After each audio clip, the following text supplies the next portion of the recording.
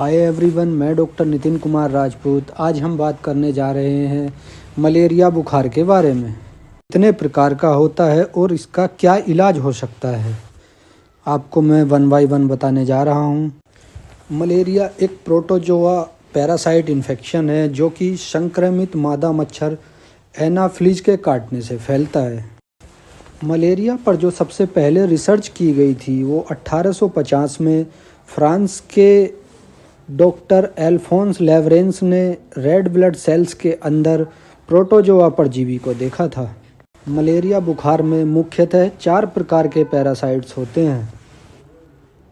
Number 1 Plasmodium beeswax, जो कि मुख्यतः इंडिया में पाया जाता है और जिसका मच्छर शाम के समय में काटता है और इसका बुखार एवरी 2 डेज़ पे बार बार रिपीट होता रहता है।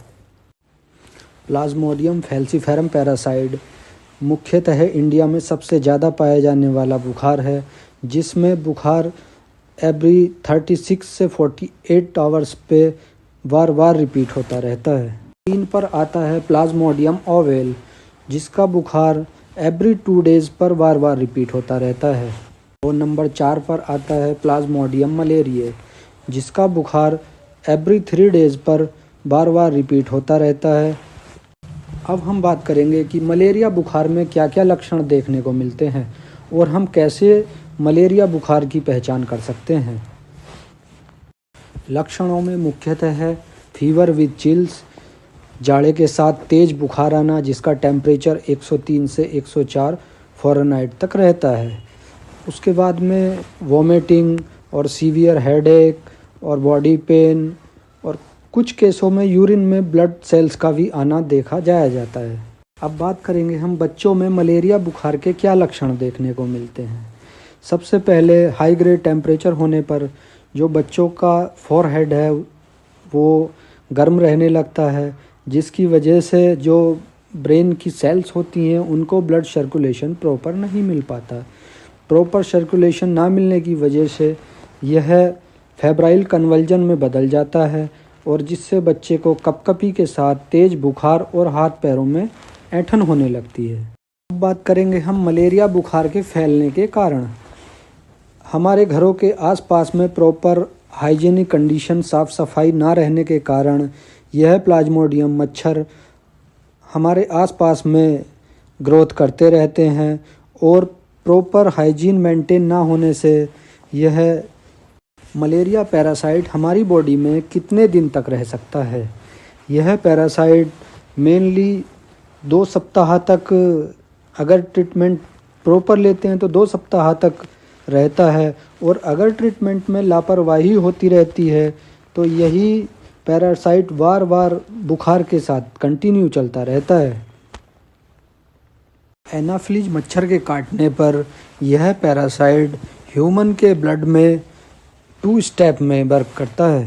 फर्स्ट स्टेप में किसी भी एनाफिलीज मच्छर के काटने पर यह लीवर पे एक्ट करता है और सेकंड स्टेप में यह लीवर पे एक्ट करने के बाद में 30 मिनट के बाद में आरबीसी पर एक्ट करने लगता है। अगर किसी पेशेंट को बुखार कंटिन्यू जाड़े के साथ चलता रहता है और सर में दर्द, चक्कर आना, उल्टी, तो उसके लिए अब हमें कुछ इन्वेस्टिगेशन की ज़रूरत पड़ती है। इन्वेस्टिगेशन में हम माइक्रोस्कोपी टेस्ट करा सकते हैं, जिसमें स्लाइड पर ब्लड सैंपल डालकर और फैल्सीफेरम और वाइवेक्ट का पता चल सकता है। और सेकंड टेस्ट होता है रैपिड डायग्नोस्टिक टेस्ट, जिसमें एक किट पर ब्लड सैंपल का सीरम डालकर मलेरिया फैल्सीफेरम और मलेरिया वाइवेक्ट का पता किया जाता है। मलेरिया के ट्रीटमेंट के लिए अगर हमारा डायग्नोस्टिक टेस्ट कंफर्म हो जाता है कि मलेरिया फैल्सीफेरम है या वाइवेक्ट है, तो उसके लिए हम ट्रीटमेंट अप्लाई कर सकते हैं। सबसे पहले मैं बात करता हूँ आयुर्वेदिक ट्रीटमेंट की। आयुर्वेदिक ट्रीटमेंट में हम गिलोएस्वेरस, नारियल पानी और सप्तपर्णी क्वाथ दे सकते हैं। अब हम बात करेंगे प्लाज्मोडियम बाइवैक्स के ट्रीटमेंट के बारे में। इसमें हमें सबसे पहले पेशेंट की डिहाइड्रेशन के बारे में पूरा पता रहना चाहिए कि पेशेंट डिहाइड्रेट तो नहीं है।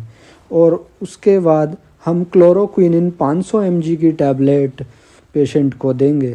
500 mg tablet 2 tablet first day और 500 mg 2 टैबलेट सेकंड डे और 500 mg 1 टैबलेट थर्ड डे पर देंगे। टैबलेट देने के लिए फ़िक्स टाइम रहना ज़रूरी है। अगर हम टैबलेट आज मॉर्निंग में दे रहे हैं तो कल भी मॉर्निंग में ही देनी है। अब बात करते हैं हम प्लाज्मोडियम फैल्सीफेरम के ट्रीटमेंट के बारे में। प्लाज्मोडियम फैल्सीफेरम में अगर पेशेंट का पॉजिटिव है तो हम कॉम्बिनेशन मेडिसिन आर्टीसुनेट और आर्टीमीथर दे सकते हैं। अब बात करेंगे हम प्रेगनेंसी में मलेरिया की कौन सी ड्रग्स सेफ़ है। सबसे ज़्यादा इंडिया में पाया जाने वाला मलेरिया का प्लाज्मोडियम वाइवेक्स और प्लाज्मोडियम फैल्सीफेरम पाया जाता है। तो प्लाज्मोडियम वाइवेक्स के लिए प्रेगनेंसी में हम क्लोरोक्विनिन की डोज दे सकते हैं। ये प्रेगनेंसी के फर्स्ट ट्राइमेस्टर से थर्ड ट्राइमेस्टर तक सेफ़ है। और बात आती है अब फैल्सीफेरम की। अगर फैल्सीफेरम पॉजिटिव है तो उसके लिए हम सेकंड और थर्ड ट्राइमेस्टर में आर्टीसुनेट और लुमाफेंटिन दे सकते हैं। Thank you, bye bye. Please like, share and subscribe my channel.